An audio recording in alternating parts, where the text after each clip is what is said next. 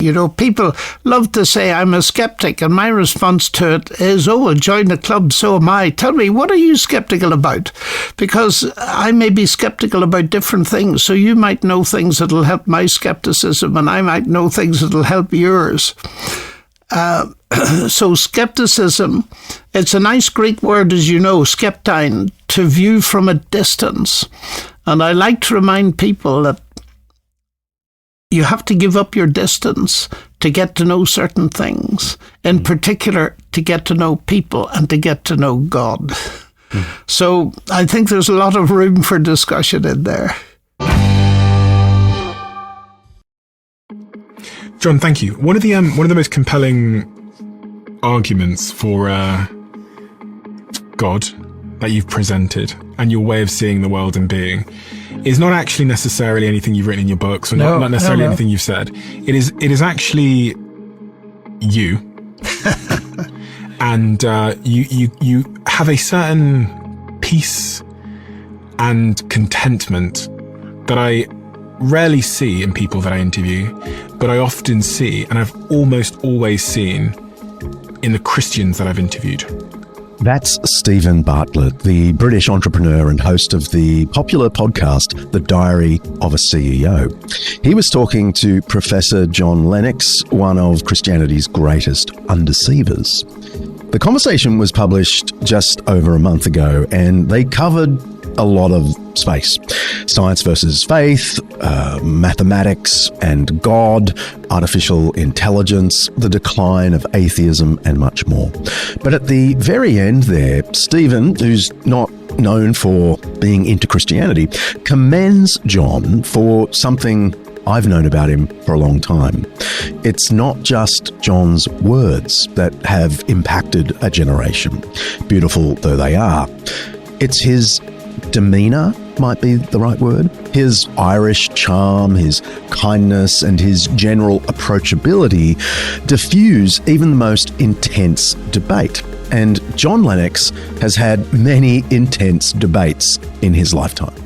This is a man who has taken the stage to debate two of the most formidable opponents of the Christian faith of the last 30 or 40 years, Richard Dawkins and Christopher Hitchens.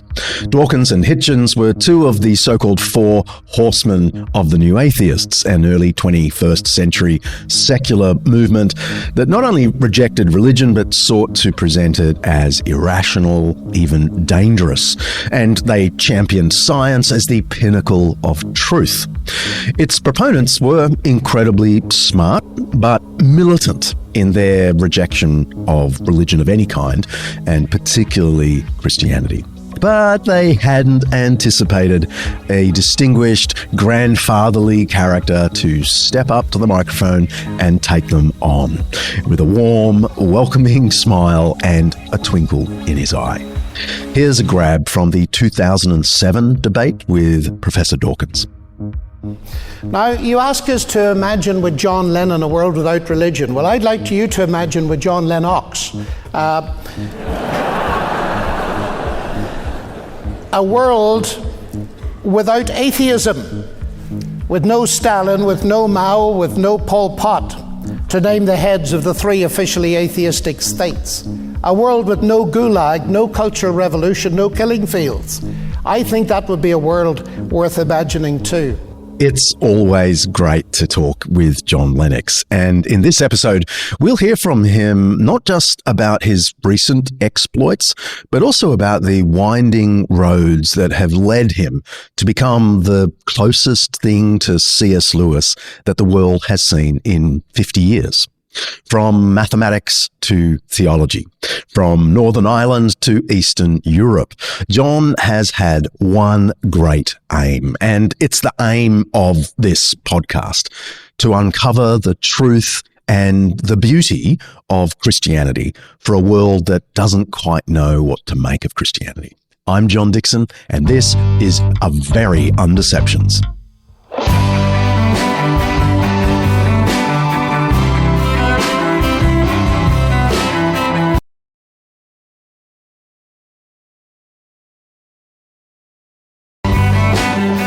Each episode of Undeceptions, we explore some aspect of life, faith, history, culture, science, or ethics that's either much misunderstood or mostly forgotten. And with the help of people who know what they're talking about, we're trying to undeceive ourselves and let the truth out.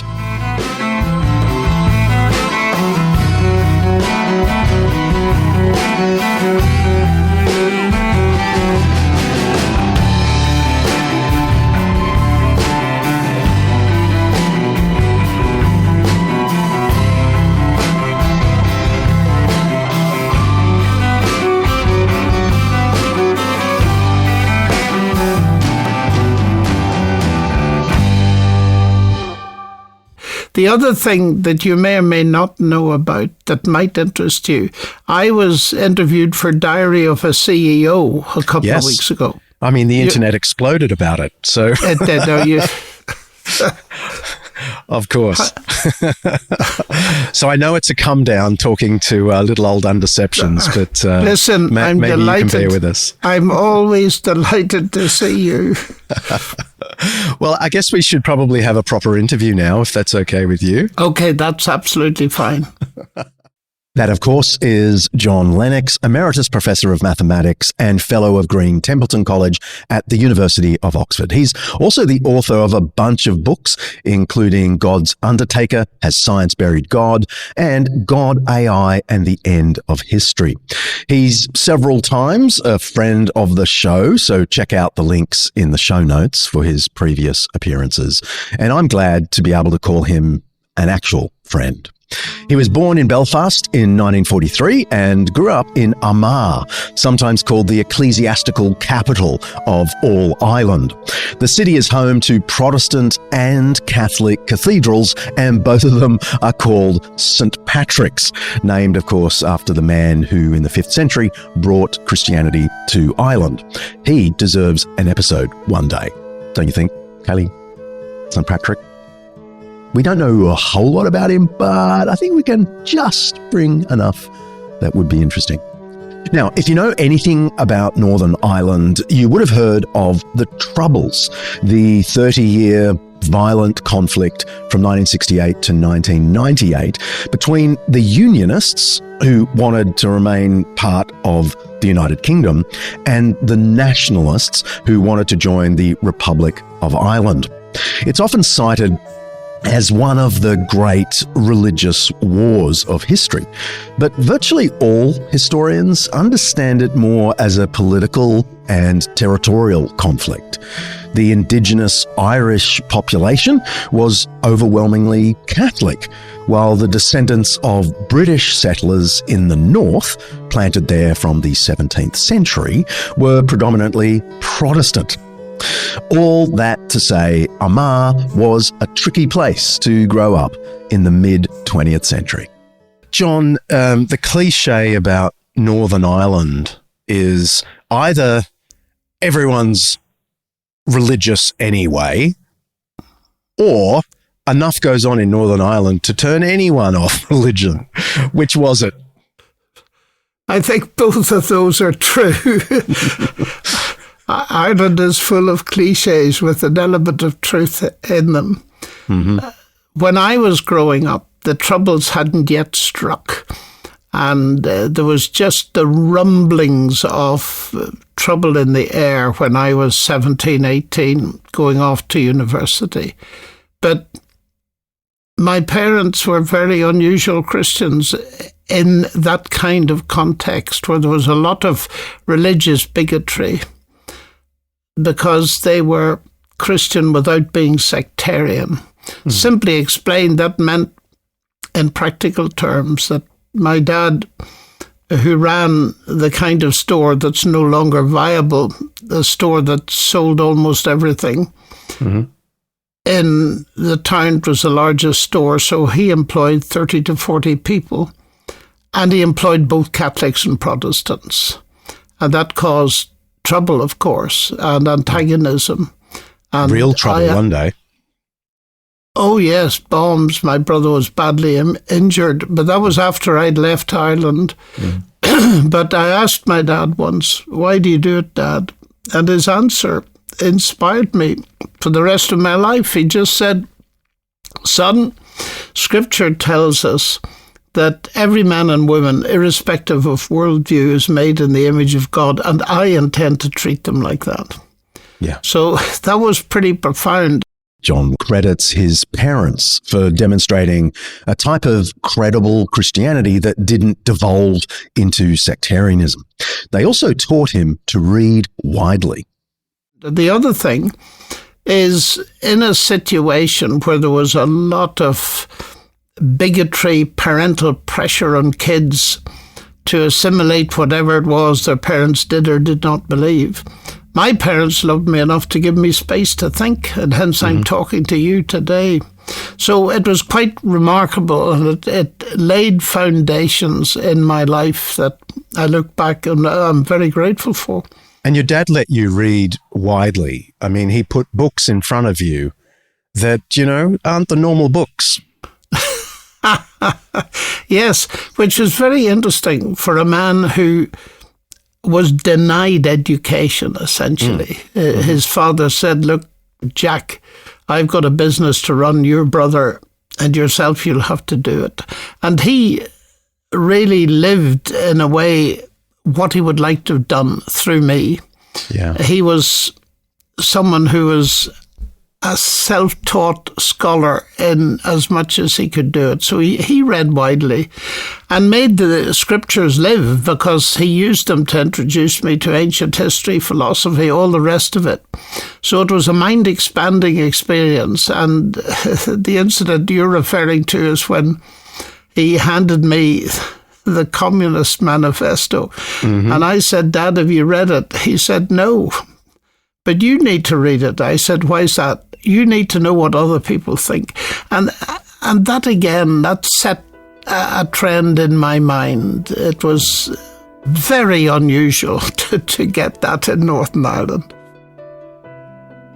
What typically happened to contemporaries of mine was that they first came across critical thinking at university, where they were taught to question everything. If they had been brought up in a religious environment, God was simply part of their mental furniture, and it had never occurred to them to question his existence. Then university teaching of critical thinking hit them, and they were faced with questions that they had no idea how to handle.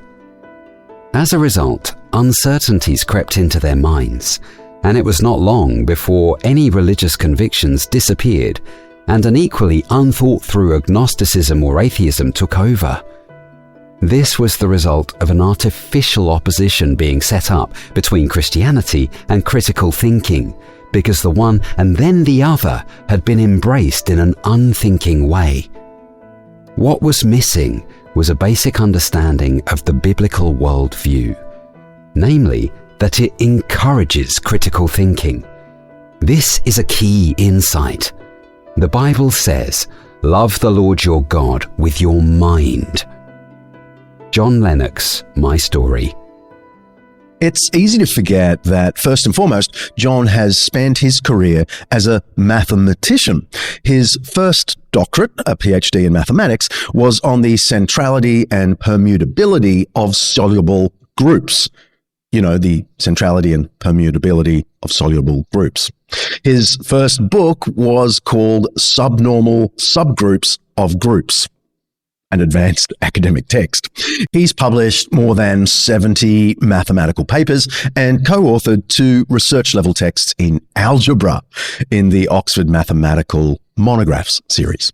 Why did you end up focusing on maths? Were you just a left-brain nerd, or was there something else that drew you to that as a topic?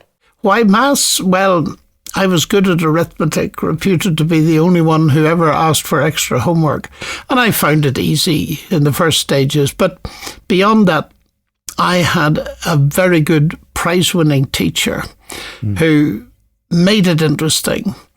And the headmaster... Are we talking about Monkey here? Oh, Monkey Jones, yes, bless him. He was the first, and then the headmaster who had been at Cambridge. He was a bit dour, but he was a pretty good pure mathematician, and he it was that encouraged me to go to Cambridge. And it's just a question of good teaching. But I had brilliant languages teaching as well, and that played a very big role around the edges of my life, and then eventually in the centre when I started travelling. And unlike other teenagers, you read the great mathematician Blaise Pascal when you were quite young. Am I right? And absolutely. I read Pascal in French when I was a young teenager, yes. Because I just liked getting into French, and I was very well taught French. But Blaise Pascal himself, what compelled you? Presumably it was partly that he was a famous mathematician, but also he had a remarkable conversion. Oh, he did. And as a mathematician, tried to explain that to people. That's right. And that conversion impacted me, and also his pensée, his thoughts, I found quite fascinating, even though they appear sometimes to be fairly randomly distributed. Blaise Pascal was a 17th century mathematician who converted to Christianity in a pretty dramatic fashion as a young adult after having a vision, he said, of God. And he wrote down his experience on a piece of parchment and then sewed it into his jacket. And that account of his conversion wasn't discovered until several years after his death. And what he said is amazing. We're going to put it in the show notes so you can read it for yourself. After his conversion, Pascal devoted much of his life to writing about Christianity and philosophy. His famous wager, the Pascal's wager, goes something like this. If you believe Christianity and it turns out to be false, the downside is relatively small. You die, and that's that. No big deal.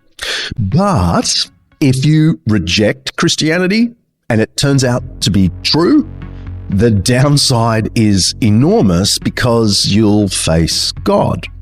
Now, people often mock Pascal's wager. They point out that fear isn't a good reason to believe anything. And I accept that criticism. But there is a genuinely interesting idea hidden in Pascal's reasoning. If one option carries an enormous possible downside, that's at least a reason to investigate something seriously and maybe even try it on for size, take it for a test run. In social policy, we call this the precautionary principle. Think of climate change. If the downside of dismissing the science of climate change is potentially catastrophic, then even a relatively small chance of the worst case scenario is a good enough reason to investigate it thoroughly and even consider some sensible precautions. Anyway, back to John. Here's an amusing side on that. I had an interview recently with an up-and-coming, very bright 22, 23-year-old philosopher from Cambridge called Joe Foley. I don't know whether you've come across him, but he's a very interesting atheist to interview. And Justin Brierley was interviewing the pair of us together, and suddenly in the midst of it, Joe said, "Of course, I pray." And I said, "You what?" He said, "I pray." "Why do you pray?" "Well," he said, there might be a God, and if there is, I don't want to miss out. So there's Pascal in the 21st century. That's fantastic.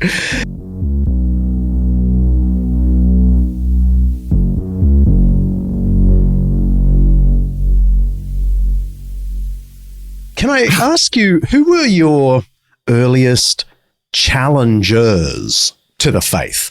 Those you met who disliked your Christianity, that maybe troubled you or even refined you? Well, I suppose the first one was my religious instruction teacher at school, who was a failed curate and who actually threw me out of the class because he didn't like me arguing for Christianity, which is not your religious teacher was a liberal or something, was he? Oh, very, very much so. And he didn't like me arguing the case on the basis of what I'd read in Mere Christianity and things like that. He he didn't understand the arguments, I think. But that was not a serious problem. It excluded me from the class, which maybe wasn't the best of witnesses from my point of view. But if you mean serious challenge, I think that the first kind of challenge, I think, was the genetic one, which you hinted at in your introduction. That is, you Irish all believe in God and you fight about it, and that's why you're a Christian. It's Irish genetics. And I was challenged with that very early on in Cambridge.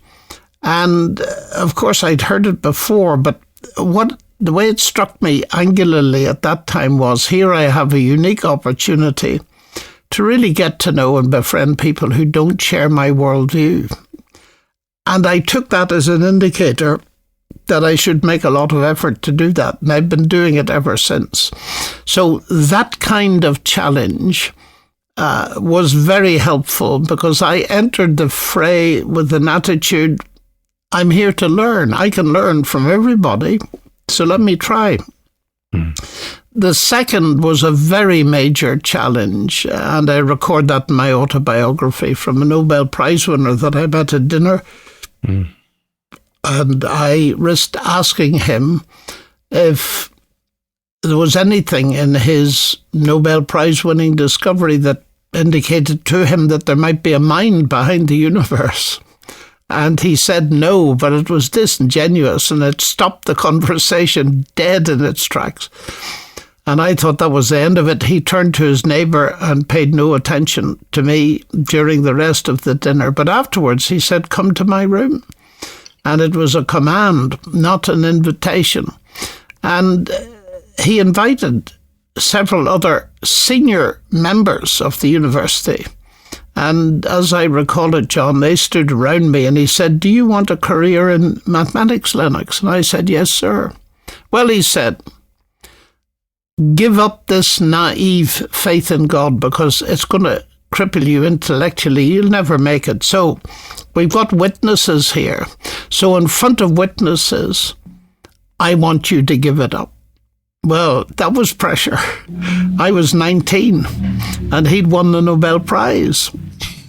And I remember gaining the courage from somewhere that I know. I said, tell me, I said, what have you got to offer me that's better than what I've already got in Christ? And he said the evolutionism of Henri Bergson. And I chuckled inwardly, because I knew about Bergson from C.S. Lewis. It was a very bad choice, actually, because Bergson had been thinking of becoming a Christian later in his life. I didn't bring that up. And I just looked at him and I said, if that's all you've got, I'll take the risk. I'll stick with Christianity and Christ. Good night, sir. Got up and walked out. But that put steel into me and made me make a number of resolutions that I've tried to keep. One, that I would never abuse an academic position if ever I got the kind of one I got now. And two, I would aim for open debate, put the evidence out there, let people hear both sides and let them make up their own minds. Don't try and browbeat them. Because, of course, it was obvious if he'd been a Christian and I'd been an atheist, he would have lost his job over it. Indeed. Yeah, so John, you've already mentioned C.S. Lewis once or twice in our 15 minutes. And I remember you telling me that you got to hear him, see him in Cambridge. I guess this was after his move from Oxford to Cambridge, but correct my memory. Well, your memory is slightly incorrect. He lived in Oxford and travelled by train. There used to be a railway line between Oxford and Cambridge, and they're revamping it. It'll be open in about 50 years' time at the rate of progress we get. But this was 1962, the year before he died. And I knew he was there. I didn't know he was very ill. He'd given some lectures, and the faculty of English had persuaded him to do a new series of lectures in the Michaelmas term in 1962 on the poet John Donne. And the lecture room was just across the road in Mill Lane from where the old Mass Department was. Mill Lane, by the way, is where the Eagle pub is that heard the announcement of the discovery of the structure of DNA in about 1953. So a very famous place. And I went and listened to 3 or 4 of Lewis's very last lectures. Yes, that's right. Some new listeners might not know that C.S. Lewis was a famous 20th century British author, literary scholar and lay theologian. He was a Don, a scholar at both Oxford and Cambridge universities, and is perhaps most widely celebrated as the author of the Chronicles of Narnia, though his huge body of works commending and defending the Christian faith, including mere Christianity, are also extraordinary and long-lasting. I have the audio of his collected essays on high rotation on my phone, and it's 32 hours of joy. I absolutely love it. Undeceptions, our podcast name, is also the name of an out-of-print collection of C.S. Lewis essays that I have on my bookshelf back in my office. John Lennox got to sit in a lecture with C.S. Lewis. What do you think Lewis gave you? I don't mean just those lectures. I mean, no, it wasn't those lectures. Although those gave me an impression of the man, but the real impact was the intellectual from his writings, clarity of logic, vision of where the heart of Christianity was, that it had a supernatural dimension, that its central claim was what he called the grand miracle, the incarnation of God. And he saw the nature of that, how it challenged the dominant naturalism of the academy. Secondly, in connection with that, his rebuttal of David Hume's view of miracles as violations of the laws of nature. And what he opened for me was, although he was no scientist, he understood how science worked in terms of philosophy of science. And that helped me enormously and has done all of my life. C.S. Lewis refused to try and make Christianity palatable to his intellectual peers by getting rid of the miraculous stuff. That was very common in his period amongst Christian academics. He tackled things like miracles head on. Back in 2020, John described for us Lewis's response to those who say that miracles defy the laws of nature. And I think Lewis has got it absolutely right to show that the problem lies in 2 concepts of law. One is the mathematical concept, the other is the legal concept. And he tells this lovely little analogy to illustrate it. He says, if I'm in a hotel and I put £100 in the drawer on the first night and 100 on the second night, so 100 plus 100 is 200. And on the third morning I wake up and there's £50 in the drawer. What do I conclude? That the laws of arithmetic have been broken or the laws of England? Well, of course, I conclude the laws of England have been broken. But why do I conclude that? Because the laws of mathematics have not been broken. And the reason I recognise, and here you can extrapolate to a much bigger scene, my mistake was to think that the drawer was a closed system of cause and effect, and therefore there's nothing outside it that could come in and feed something in or take something out. I was wrong. And mathematics cannot say to the thief, stop, you're about to break the laws of arithmetic. That's absurd.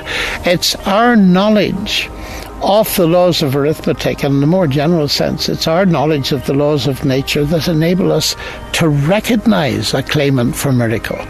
If you didn't know that dead bodies stayed in the ground well, the resurrection of Jesus would be no big deal.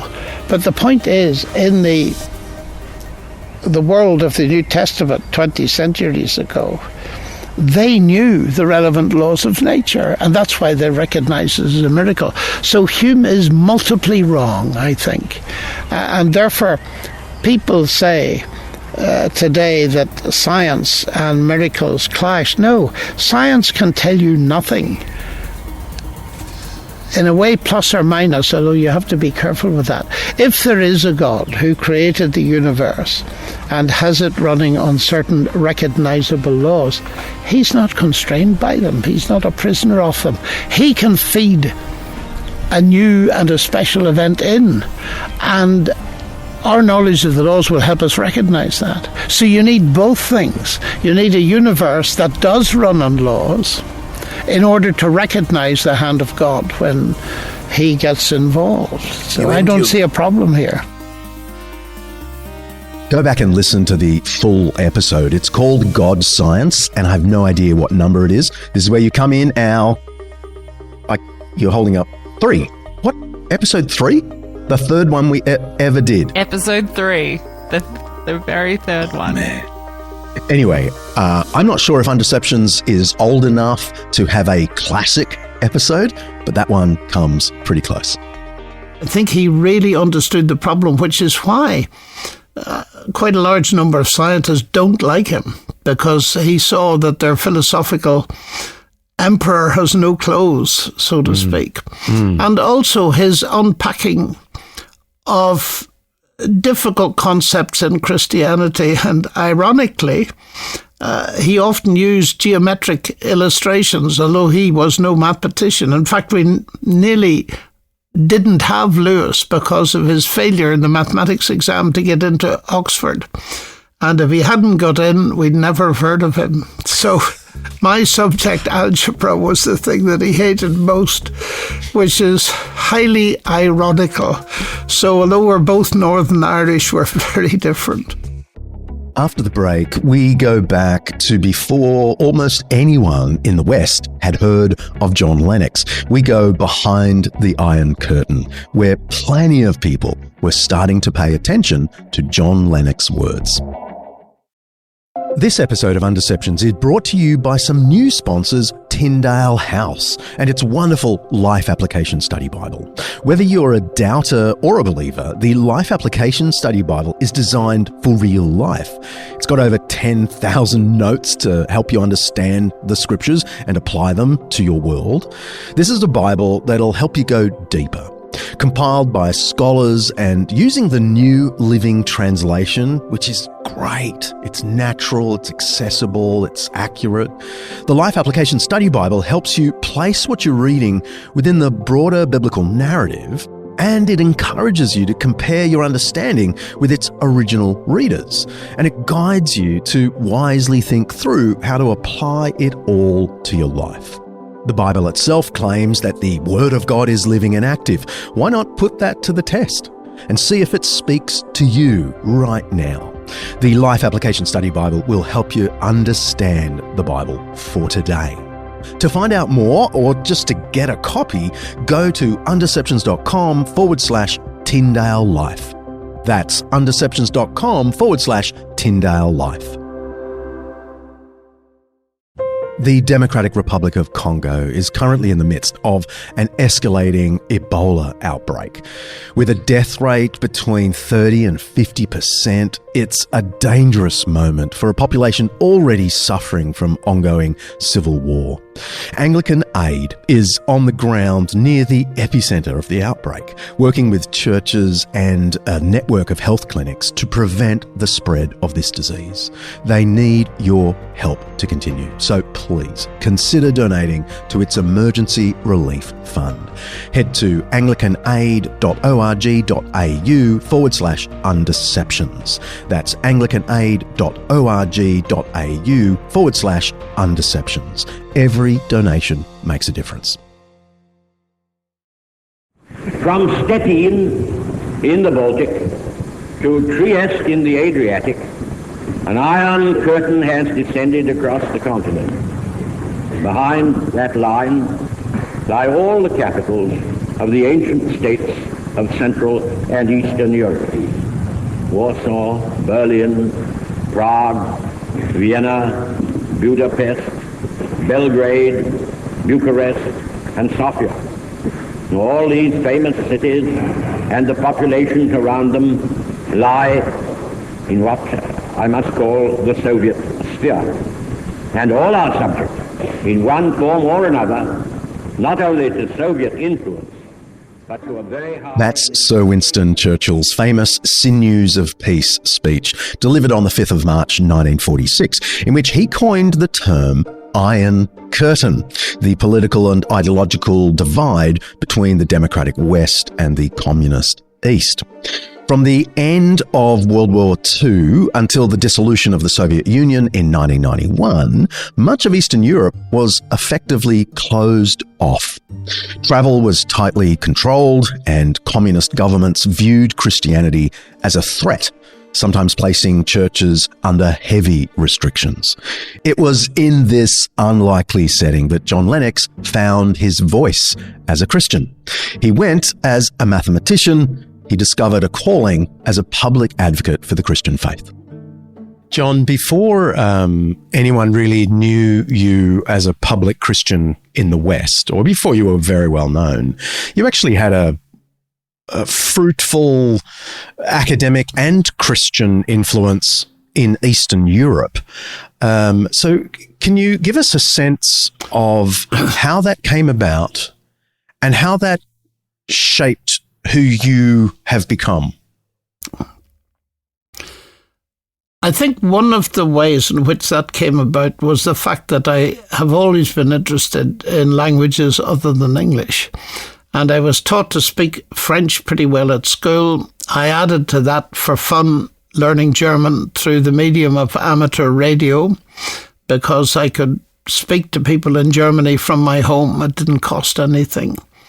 And when I finished my PhD in Cambridge, my doctoral supervisor said, you know, there's a very good fellowship arrangement in West Germany, and if you felt up to it, it's competitive, but you might have a chance, and it gives you a year or 2 years indeed without administration or teaching, and it really is very useful to get research done to build up a basis, a foundation for your career.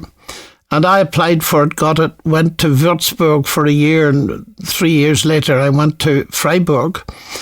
And I really learned to speak German. I saw it as an opportunity to do that. And at the end of that first year, I was invited to give some talks, some Christian talks in Hungary. And that began to open Eastern Europe, because in Hungary I met believers from East Germany. And of course, since I was by that time fluent, I could go there, no need for an interpreter, as there was in Hungary.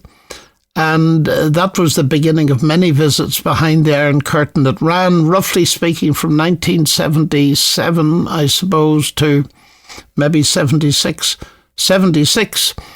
1989, when the wall fell. Most of those visits being Bible teaching visits to encourage Christians, because in the main countries I went to, Hungary, Poland, and most of all East Germany, there were relatively few people with my training and education, so it was an encouragement to the believers to hear Bible teaching from someone like me. But you also met, good old hardened communist atheists who weren't fans of your Christianity. Can you tell us about that? Oh, yes. Well, that happened much more after 89, when I started going to Russia and Ukraine and Belarus to a limited extent. In the former 76 to 89, I was mostly visiting Christian believers and encouraging them by teaching scripture, typically a week long in a church, 2 or 3 hours speaking a night often, which was hard work because I did mathematics all day long to keep up my research. But once I started traveling to Russia and Ukraine, it was very different, because the context was typically the Academy of Sciences, certainly to start with. And there, people were utterly intrigued to find a mathematician who believed in God. And there, of course, I met a lot of fairly hardline atheism, but in the early days, very open people, because they'd never heard arguments for God. They couldn't even conceive a rational defense of theism, let alone Christianity. So it was a marvelous opportunity to get to know the people, make friends with them, and talk to them about my Christian faith. They were so open in those days that I'd get asked questions about God in mathematics seminars, which would never happen in the West.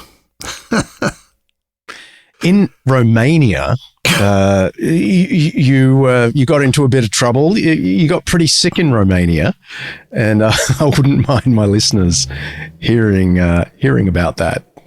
Oh, I was poisoned. It was my only visit to Romania in those days. I've been back since, but that was very scary.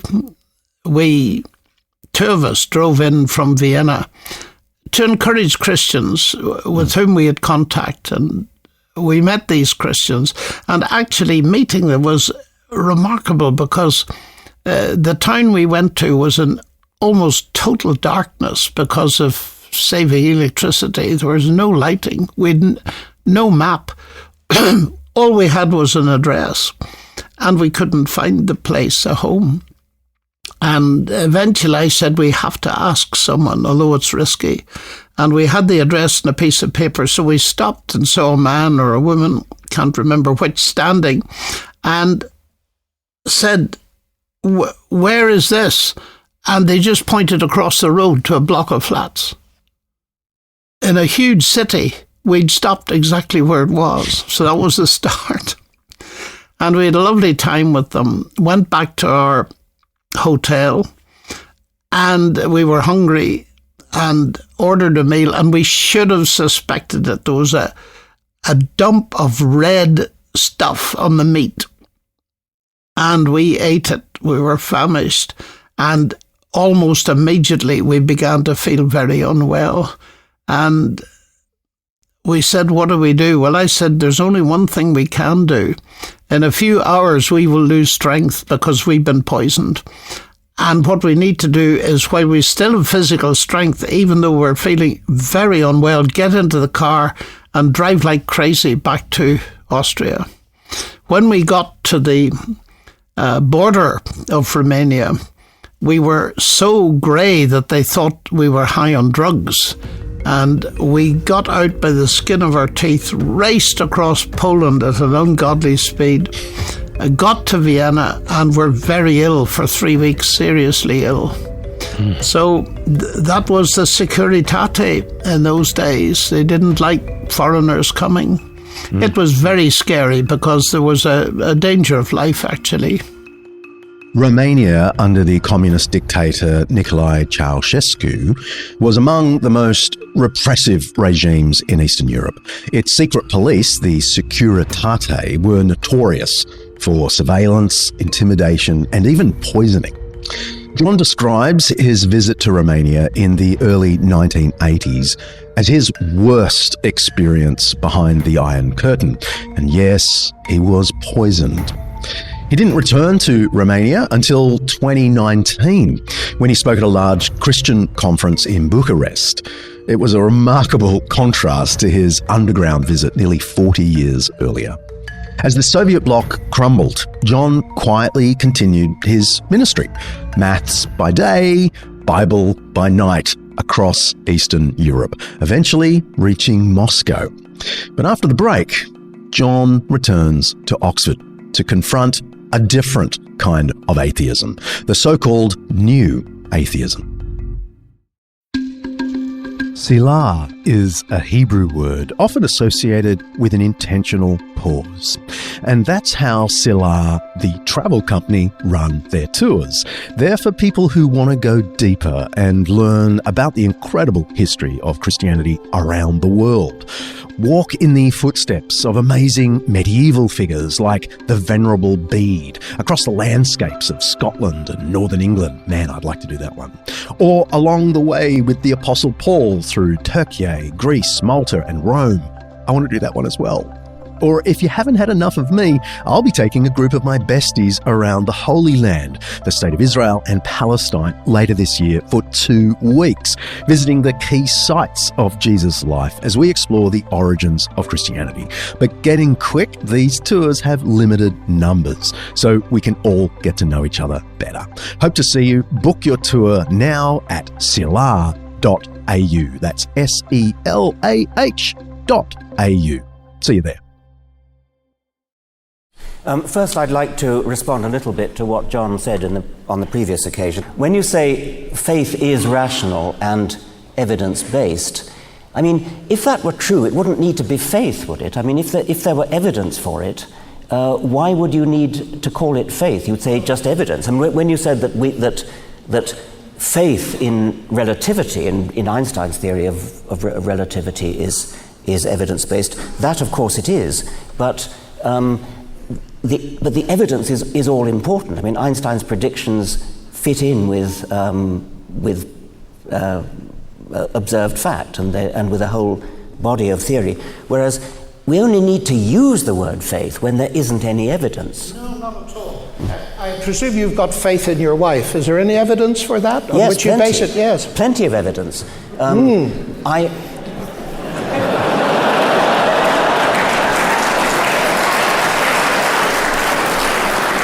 Let's generalize it. Never mind about my wife. Let's generalize it. It's the same with mine, Richard. It's the same with mine.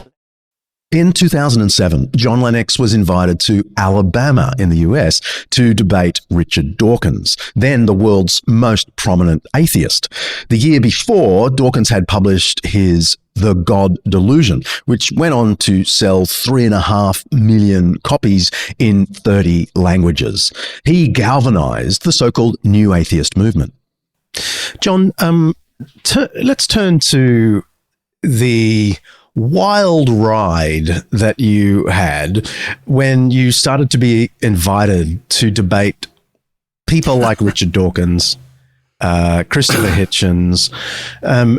Do you recall how that came about? How yes. You came to their attention? Oh, very clearly.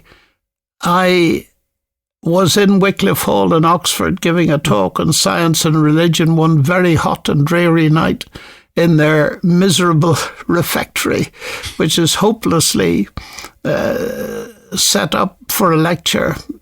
And at the end of it, there was a long queue, and I just wanted to go home. And this very tall man, very polite, deep South Alabama, said, "Would you ever think of coming to Alabama?" And I said, it would have to be very serious. So he said, "Thank you." And a few weeks later, I received a letter, and he said, I can organise, and he gave a huge list of things he could organise. He was seeking for some way into the areas that the churches didn't reach, and I was impressed with that. He was a teacher of history at the time, but running a little apologetics group for young people.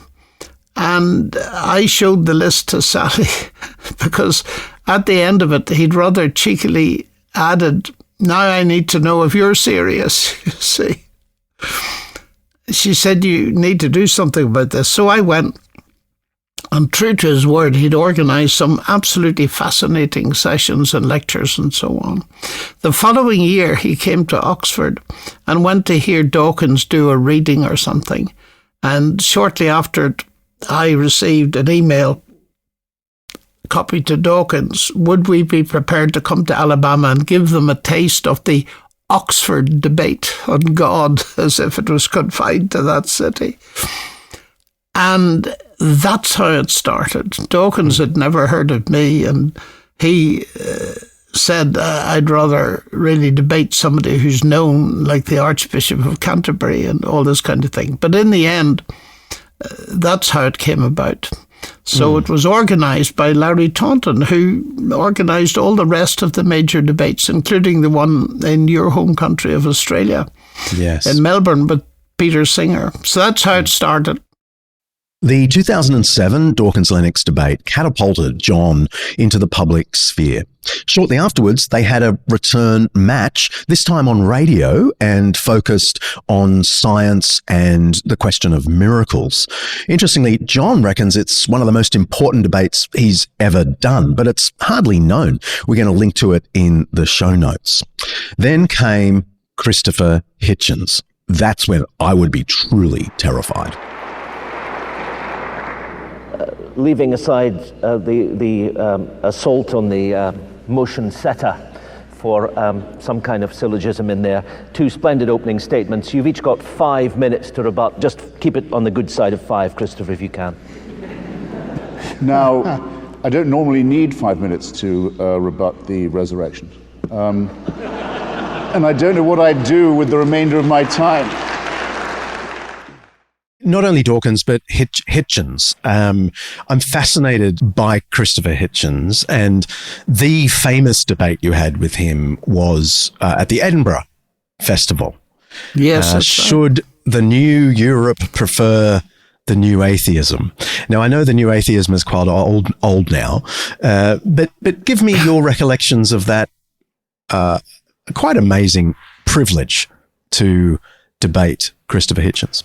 Well, it was remarkable because I went to meet him in a hotel where he was not typically propping up the bar. And he looked at me very quizzically, and I just greeted him in a friendly fashion. And I said, "I see you're a contrarian." "Oh," he said, "how do you know that?" "Well," I said, "I read your book." And he nearly dropped his whiskey or whatever he was drinking. He said, "You read my book?" I said, "Of course I did." "Well," he said, and I said, "I have a question about it now that we're talking about it. Why do most of your arguments come from only one source?" And he said, "Do they?" I said, "Well, it looks like it." "What's the source?" he said. I said, "Tom Paine." He said, "You know, you're right. You're right." And he said, "You actually read my book." Well, he said, "I haven't read yours." I said, "It doesn't matter." But because I'd read his book, he just became open and friendly, and we got on very well. Of course, in public, he went for the jugular. Yeah. He was very much a showman. Yes. And I had the good fortune to meet one of the UK's top reporters, and I asked him his advice, a secular reporter. And he said, "Look, don't try to outwit Christopher because you won't make it. But," he said, "make sure that whatever he says, you get your message across. Don't allow him to set the agenda all the way through." It was very good advice. It was very good advice. But of course, the motion was ridiculous in the sense that it was so obviously biased in my favour. Mm-hmm. The new Europe should prefer the new atheism. Well, of course, the new Europe was being created by the destruction of the Berlin Wall, which was really an exemplar of atheism at its height. And I can remember very well, I ended that by my contribution to the debate by saying, "Do we want to rebuild the wall?" And poor old Christopher, he wanted a vote at the beginning, and so did James Naughty, one of our leading radio and TV anchors. It didn't matter to me. And the vote at the end went in my favour. And Naughty, to his surprise, he said to Christopher on stage, "Do you want a recount?" And Christopher said, "No, Lennox has it." So I got up and shook his hand, and he whispered in my ear, he said, I want a rematch in America. And then he said, "No voting, please." So it was a remarkable experience. I did have a rematch with him. Mm-hmm. And that was interesting.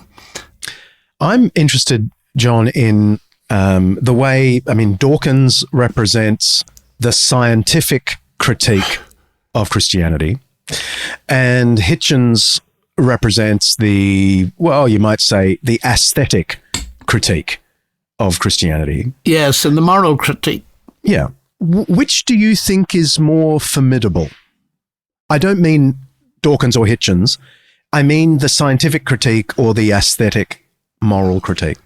I see relatively little difference between the two.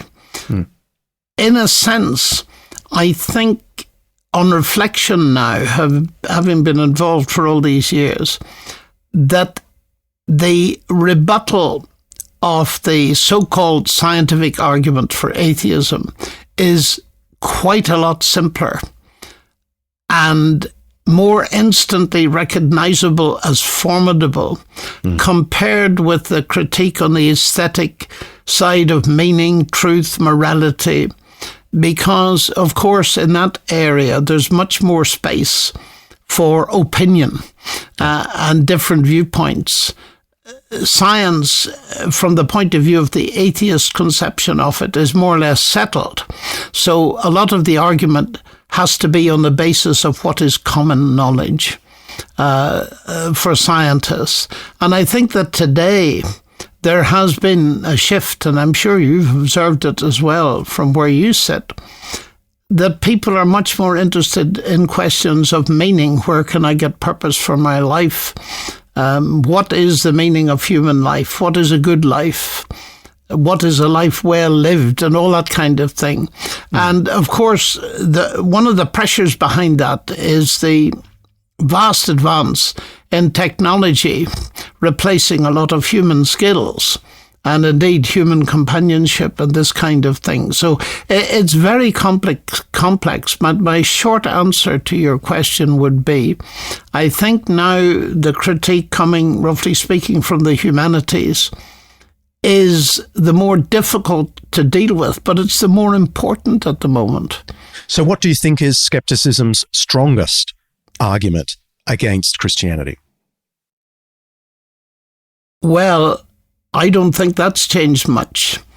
It usually lies in the realm of suffering connected with meaninglessness, purposelessness, and all that kind of thing. It's the very big old problem of evil and pain, the two aspects of that. And again, Lewis, I found very helpful on this. But that's the hard problem, because every worldview faces it. And we need to have something to say, and I believe we do within Christianity. It's not a solution, quotes, but it's a window that opens into possibilities that bring healing and can provide a real dimension of comfort because they're based on what I believe to be true. But that's where the main thing lies. Just hearing your use of the word skeptic, I've been confronted with this a lot recently. You know, people love to say I'm a skeptic, and my response to it is, oh, join the club, so am I. Tell me, what are you skeptical about? Because I may be skeptical about different things, so you might know things that'll help my skepticism, and I might know things that'll help yours. So skepticism, it's a nice Greek word, as you know, skeptine, to view from a distance. And I like to remind people that you have to give up your distance to get to know certain things, in particular to get to know people and to get to know God. So I think there's a lot of room for discussion in there. What do you think is skepticism's weakest point when it confronts robust Christianity? Where is it vulnerable? Well, I think it's vulnerable often in connection with a kind of postmodern relativism, this kind of thing. And people start to back off and say there's no such thing as truth. And most of them don't realise that they're contradicting themselves by that statement. They're expecting you to believe that what they say is true, that there's no such thing as truth.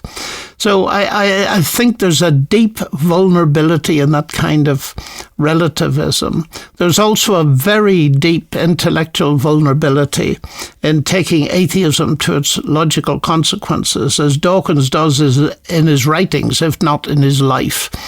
And that is the undermining of rationality, which Lewis pointed out in the 1940s very clearly.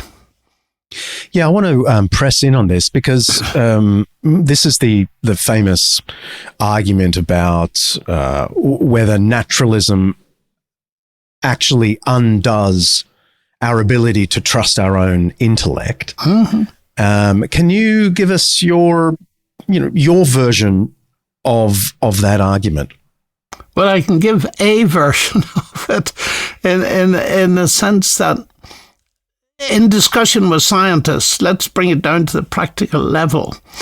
I'm often confronted with people who are highly reductionist, and several conversations have been with leading scientists, and I do a little experiment with them, even at a dinner table, when they tell me they're reductionists, they're atheists, everything can be explained in terms of physics and chemistry. I just get them to read the menu.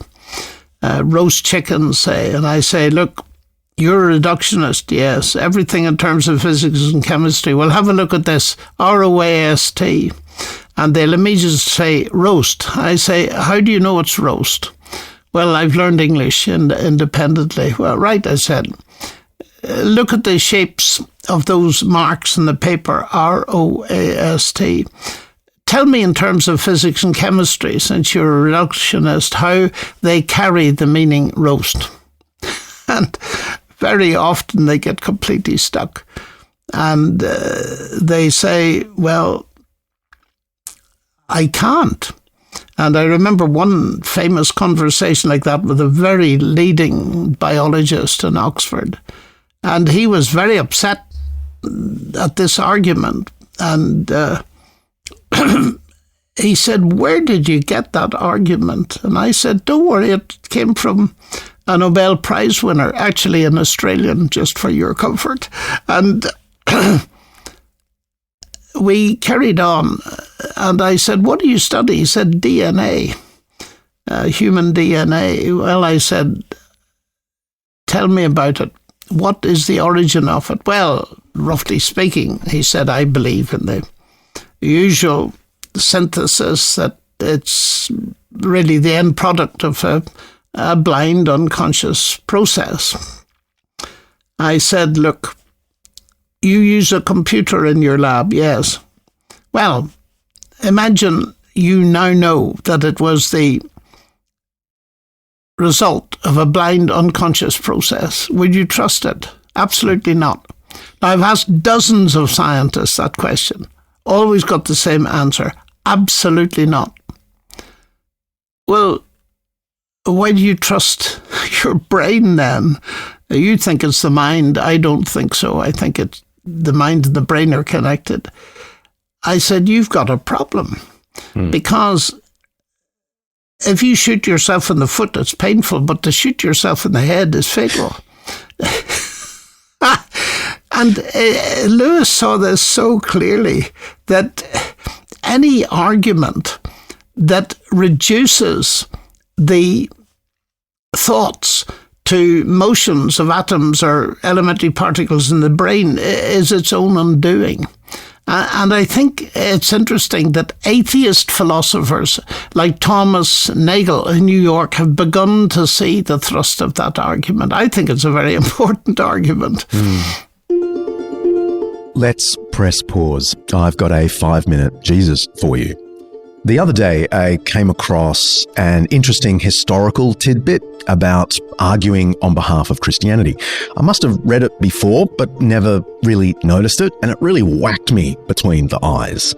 The towering intellect of 3rd century Christianity was a bloke called Origen of Alexandria, 185 to 253.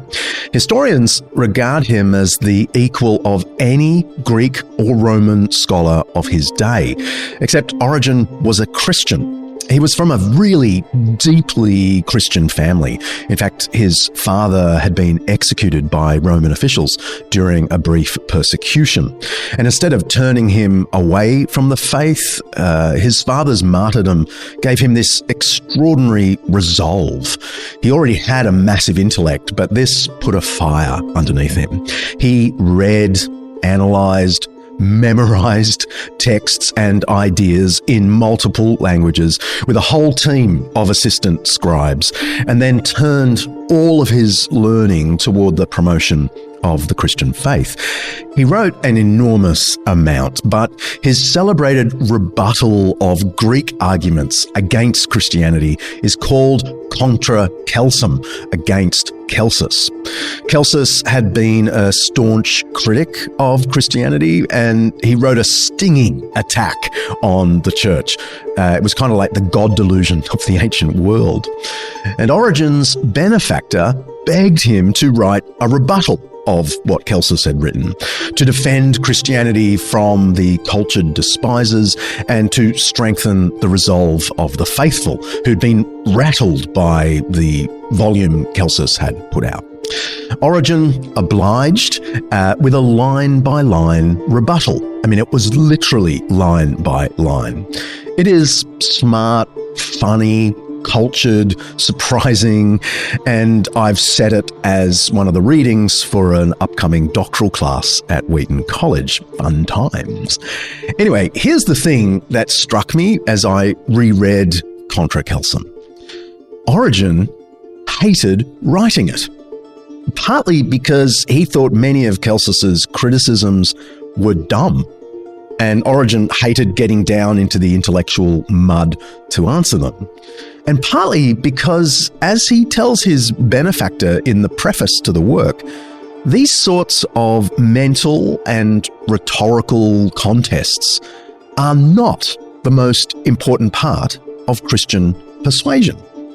The best defense of Jesus Christ, Origen says, is not a series of counter-arguments from an educated elite like himself, but simply Jesus himself and the authentic life of Christians.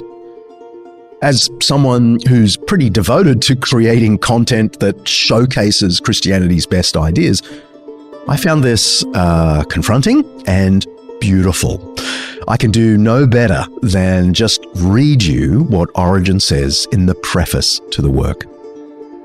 Our Saviour and Lord Jesus Christ was silent when false witnesses spoke against him, and answered nothing when he was accused. He was convinced that all his life and actions among the Jews were better than any speech in refutation of the false witnesses, and superior to any words that he might say in reply to the accusations. He is still silent in face of this, and does not answer with his voice, but he makes his defense in the lives of his genuine disciples, for their lives cry out the real facts and defeat all false charges, refuting and overthrowing the slanders and accusations. Contra Celsum, Preface 1-3. I can't improve on that. If you're not sure what to make of the Christian faith, if you have doubts and critiques, your best bet for finding clarity isn't this podcast. It's not even a John Lennox book. It's looking at the life of Jesus himself in the Gospels and spending a little time with Christians who sort of look like what Jesus intended. You can press play now.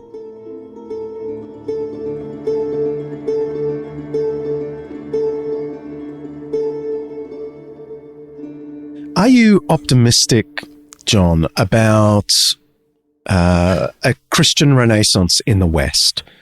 I mean, the story that keeps getting told is Christianity's on the way out. I know there are some Christians who are claiming that the numbers are increasing, young people going to church and so on. But I'm interested in your long decades perspective, whether you are optimistic about a Christian renaissance. Well, statistics are notoriously diabolical. Mm-hmm. Let me put it that way. I do see some real evidence. First of all, the negative evidence, that is in the fading of the aggressive atheism associated with the so-called old new atheists. That's the first thing. And the skepticism on the part of atheists that it's adequate. And an increase in the number of public intellectuals who, at the very least, are saying there must be something more. Now, that interests me greatly. So, for example, you get someone like Tom Holland, the brilliant ancient historian who, like yourself, we need our ancient historians, by the way, John. I'm glad you still are one. But Tom Holland, thinking from his earlier studies that all that we count good in Western civilization, in terms of morality, human rights, and so on, comes from the Greeks and Romans, and then discovering, to his absolute amazement, that it really comes from the gospel, from Christianity, and writes a book that everybody should read called Dominion, and then himself becomes a Christian. I think that is more than a trivial indicator or something. Then I mentioned earlier the question of the two halves of the brain. Well, the man who's making real waves about that is Dr. Ian McGilchrist. And he, fascinatingly to my mind, in his amazing book, The Matter with Things, he studies the two hemispheres of the brain, and he has come to the conclusion that although they're involved in every cognitive act, they pay attention to the world in different ways.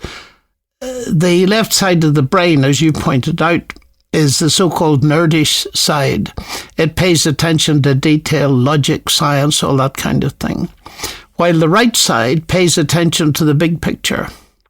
And their way of paying attention to the world is so different that McGilchrist, now applying this to the history of Western thought, says what has happened is we have paid so much attention under pressure from public intellectuals and thinkers to the left side of the brain for the past 500 years that we're now left in a world where we understand how almost everything works and the meaning of nothing. And that's a very strong statement. Our late Chief Rabbi Jonathan Sachs picked that up and he reformulated it in an interesting way. He said that science takes things apart to see how they work. Religion puts them together to see what they mean. And what McGilchrist was appealing for is, let's let the meaning in, but we've got to develop the other side of the brain. We've got to open our minds up to science, and we've got to have, and this is the most interesting chapter in his book for me, we've got to have space for God. Well, Ian McGilchrist now declares himself to be a Christian. So that is a very big move forward. And these are men with considerable intellectual power and influence. But then you have a number of younger people who are very open to being influenced, and they are influencers. We've got our local Alex O'Connell here in Oxford, very brilliant young man, and I've been interviewed by him several times. And he's just so remarkably open, as is Joe Foley that I mentioned earlier, and as is my most recent public interview with the Diary of a CEO, which is very well known. And the person running that is a member of our famous Dragon's Den in the UK, Shark Tank in the US. He's a very brilliant and wealthy entrepreneur. And the openness that I find there is very encouraging. So my impression is, and it's only an impression, as I say, I have only a limited experience of the world. I don't travel anymore, apart from in my mind and on Zoom like this, is that there is something to be hopeful about.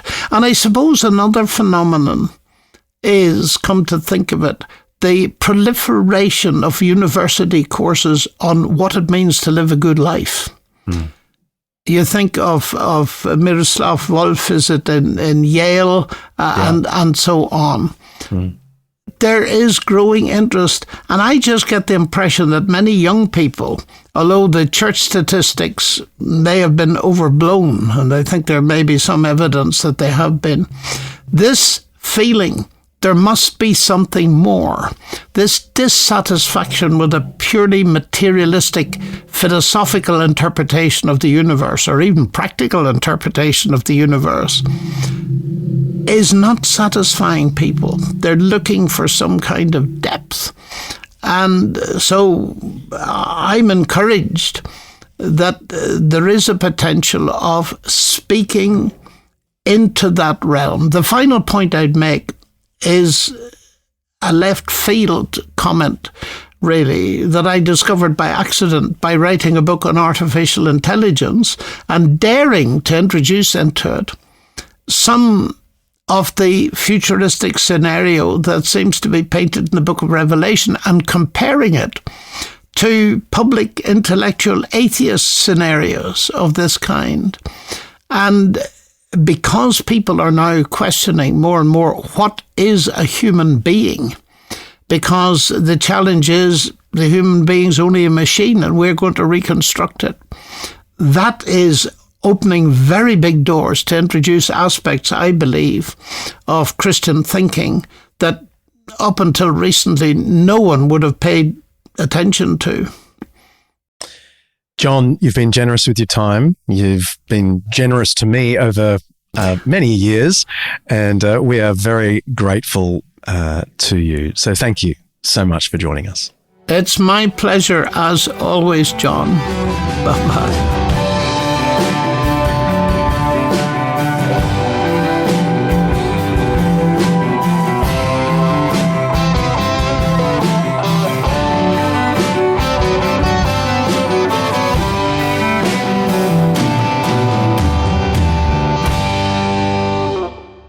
Undeceptions is hosted by me, John Dickson, produced by Kaley Payne, and directed and edited by Mark Hadley.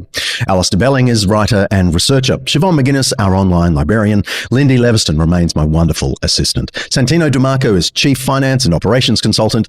Peter Kozushko is our North American representative. Our voice actor today was Yannick Lawry. Undeceptions is the flagship podcast of Undeceptions.com, letting the truth out.